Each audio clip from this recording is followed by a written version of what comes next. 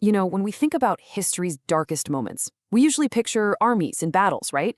But what if the most powerful weapon wasn't a tank or a bomb, but a sentence? Today, we're going to dig into how words, and really words alone, brought an entire nation to its knees. Okay, just for a second, I want you to imagine this. You wake up one morning, everything seems normal. The light coming through your window is the same, the sounds from the street, they're all familiar, but there's this quiet, deep down feeling that something is fundamentally wrong. And then it hits you with this just chilling certainty. The country you thought you knew, the one you grew up in, it's just gone.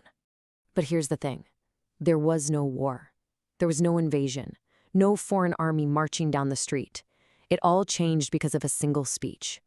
One person, standing at a microphone, started to unravel the very fabric of a nation with nothing but his voice.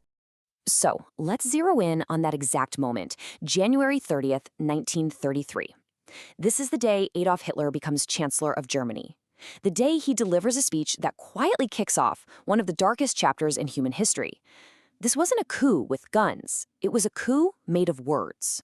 But how? I mean, how can a single speech possibly have that kind of devastating power? Well, to get that, you have to understand what was going on in Germany at the time. The whole nation was basically teetering on the edge. It was a perfect storm, just waiting for a disaster.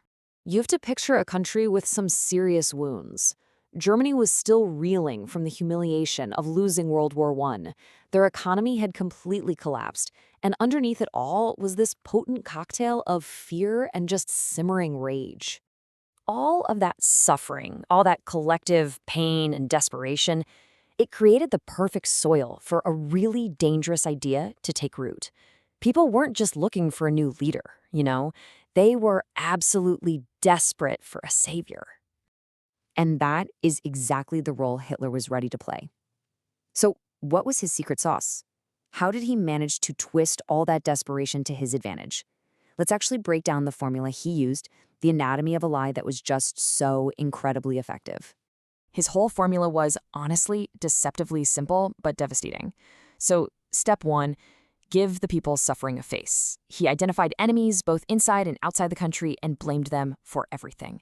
Then, step two, promise them a glorious future, a return to national pride. And then, the masterstroke. Step three, he convinced them that he, and he alone, was the only person who could deliver it. And this really shows you the huge gap between what people heard and what was actually happening. The German people, who were so desperate, they heard a message of hope. They really thought they were hearing the voice of a savior. But what it really was? It was a masterclass in psychological warfare, all built on a foundation of perfectly chosen, emotionally powerful lies. This quote right here really gets to the heart of it. He didn't come across like some tyrant barking orders. No, the persona he put out there was one of salvation. He brilliantly tailored his words to sound like the answer to their prayers. Okay, so he's given the speech, the trap is set. What happens next? Well, the consequences weren't just some abstract idea. They were swift, they were real, and they were absolutely terrifying. The speed of it all is just staggering. It all kicks off with that speech on January 30th. Just a few weeks later, fundamental freedoms, the pillars of any democracy, they just start to vanish. And not long after that, anyone who dared to speak out, his political opponents, they were systematically silenced.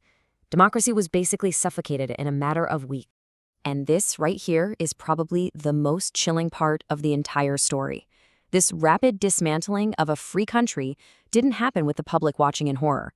It happened while many of them were applauding. They actually believed it was a necessary price to pay for that glorious future they'd been promised. So, what's the big takeaway from all this? What is the lesson that's still echoing through history today? The thing that serves as a permanent warning? Let's be crystal clear about this central point. He didn't seize power in a military coup. There weren't tanks rolling through Berlin. No, he took it with something way more subtle and, in a lot of ways, much more powerful. He took it with sentences. He weaponized people's emotions. And he built an entire movement on a set of perfectly chosen lies that people were just desperate to believe were true. And that really forces us to rethink how big historical changes happen. They're not always loud and violent. They're not always about explosions and gunfire. Sometimes, the most devastating changes in history don't start with a bang. They start with the sound of applause for someone promising to fix everything. And that leaves us with a really critical question, not just about the past, but for right now. At what point does a speech cross the line? When do simple words, just strung together, become actual weapons? That's definitely something we're thinking about.